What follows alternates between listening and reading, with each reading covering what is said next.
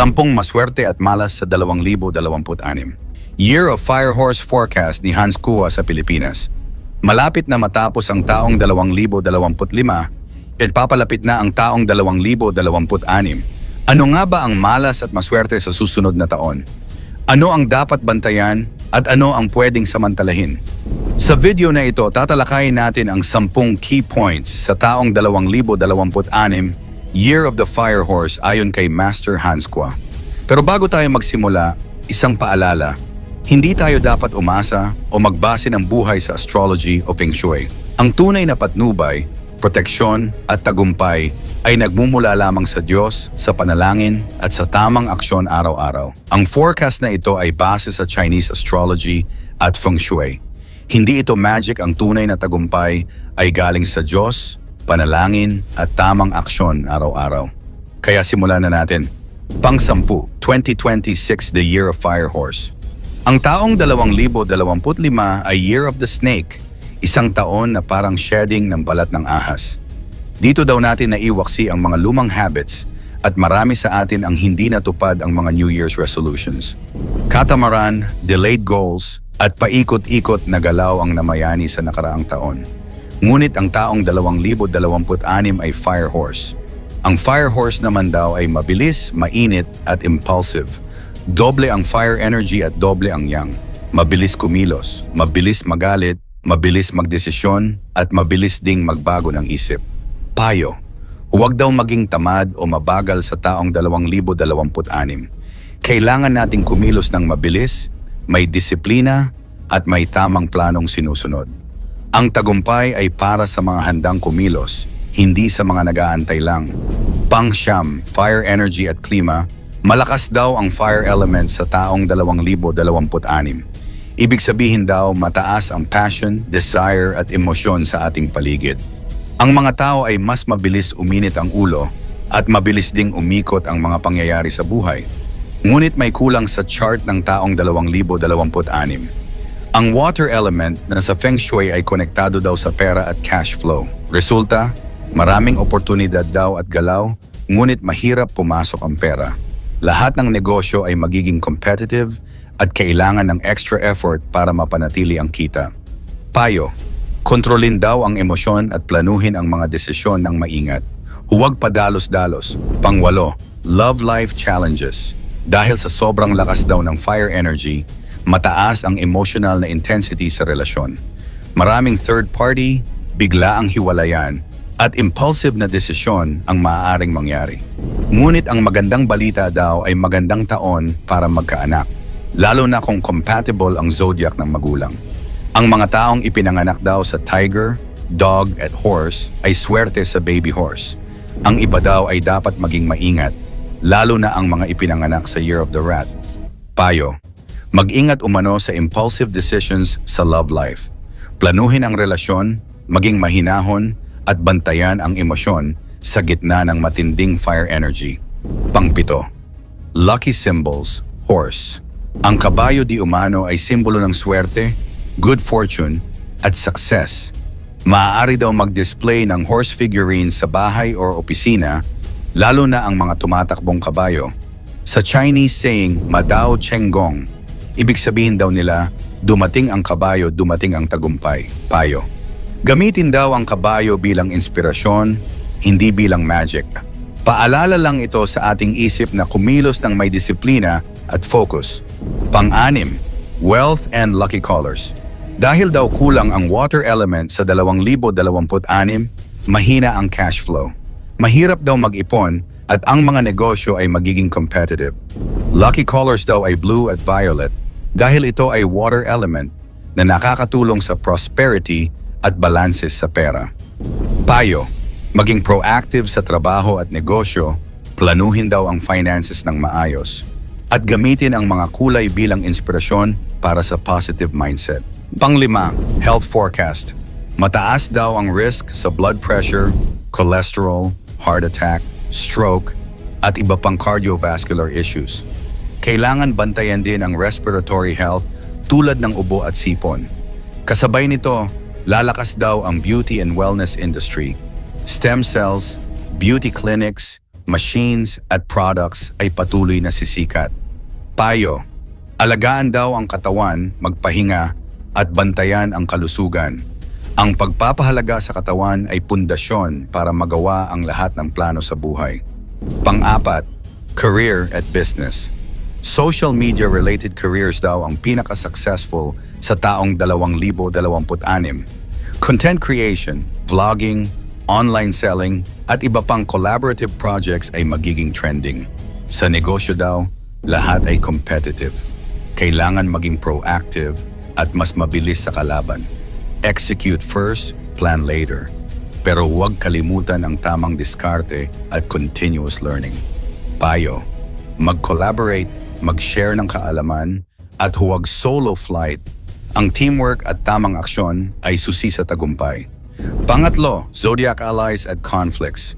May mga best friends at conflicts daw sa zodiac. Ang horse ay may best friends na goat, sheep, tiger, dog at dragon. Ito daw ang mga may opportunities sa 2026. Samantalang rat, rooster at horse daw mismo ay may pressure o challenges. Payo, gamitin daw ang insight sa zodiac bilang gabay sa pag-navigate sa opportunities at challenges. Hindi ito dapat batayan ng desisyon, kundi paalala para maging maingat at strategic. Pangalawa, bad year kahit year mo. Kapag year mo daw ang horse, ikaw ang spotlight ng Tai Sui o year god. Parang boss na laging nakatingin sa'yo. Lahat ng mali ay napapansin, kaya maraming pressure at stress. Kailangan daw ng Tai Sui cure at tamang posisyon sa bahay o opisina, iwas daw sa south direction. Payo, maging maingat daw sa desisyon, huwag padalos-dalos at alagaan ang kapaligiran para magkaroon ng suporta sa mga plano. At ang ating number 1, ang 2026 ay mabilis, mainit at competitive.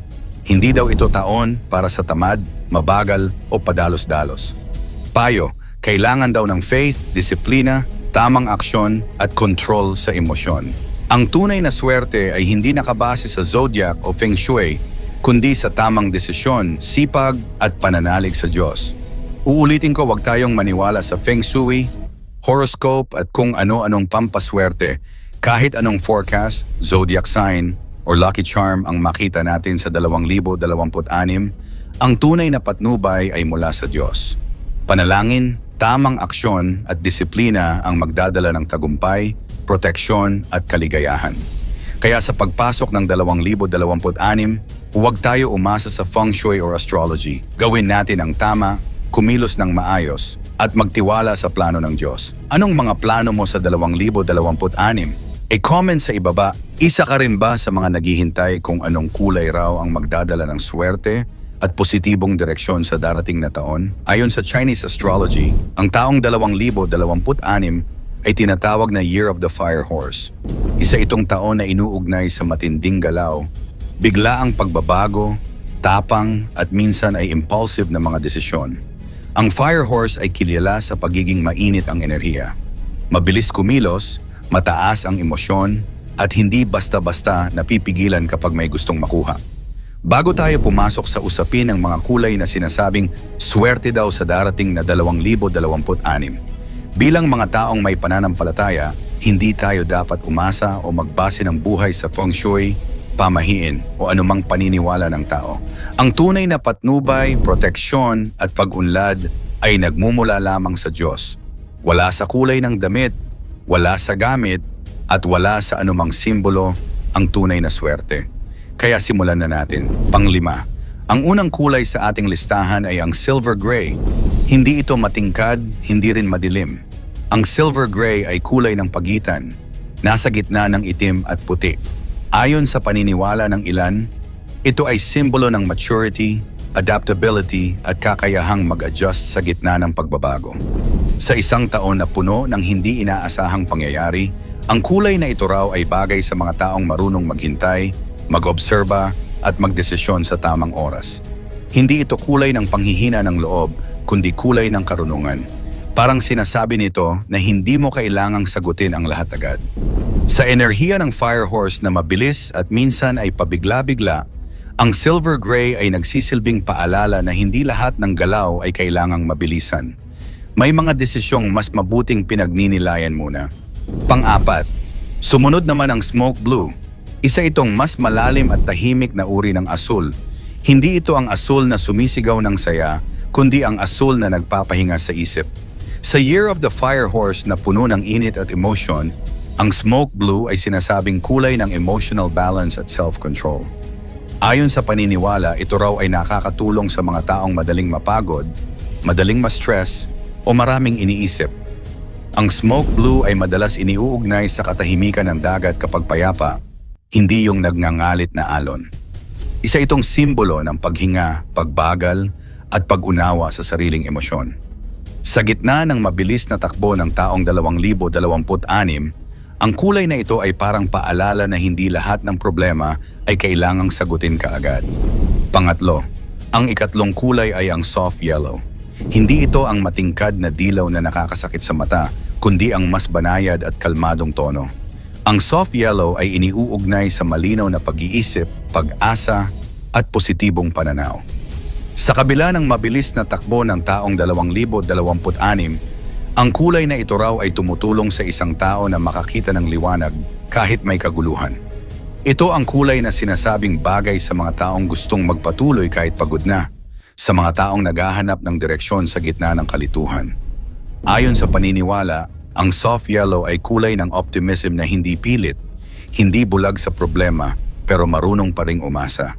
Ito ang kulay ng mga taong marunong mag-isip bago magsalita at magplano bago kumilos. Paalala ito na ang talino at karunungan ay hindi kailangang maingay para maging epektibo. Minsan, ang tahimik na pag-asa ang siyang nagbibigay ng lakas para magpatuloy.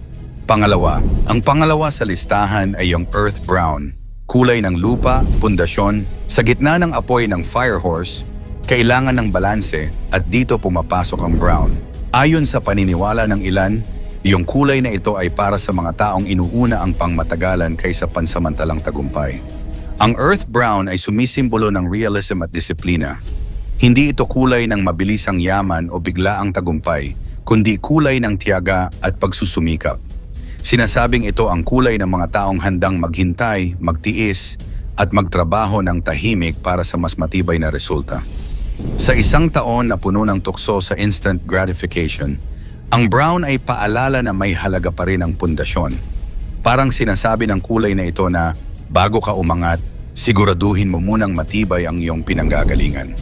At ang ating number 1, ang sinasabing pinakabagayang kulay sa enerhiya ng taong 2026 ay ang deep orange, isang kulay na nasa pagitan ng pula at dilaw.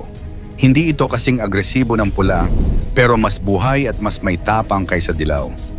Ayon sa paniniwala, ang deep orange ay kulay ng may direksyong aksyon.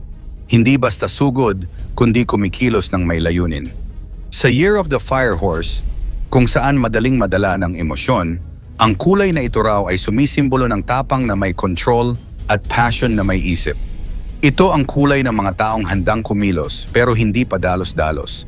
Handang lumaban pero marunong ding mag-isip.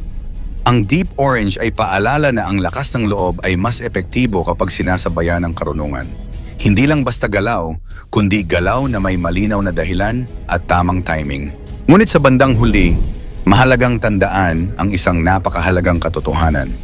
Ang mga kulay ay hindi magic. Hindi sila ang magbibigay ng trabaho, mag-aalis ng problema o magpapabago ng kapalaran.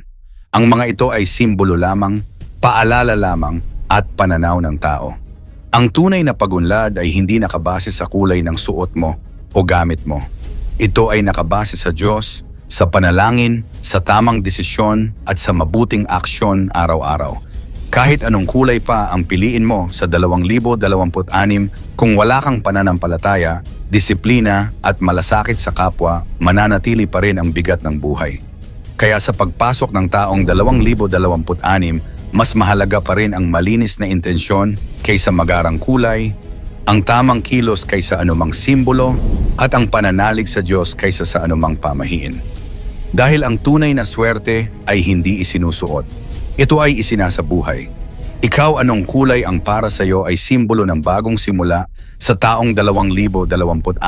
I-comment sa ibaba. Huwag kalimutang i-like ang video at mag-subscribe. Salamat at God bless.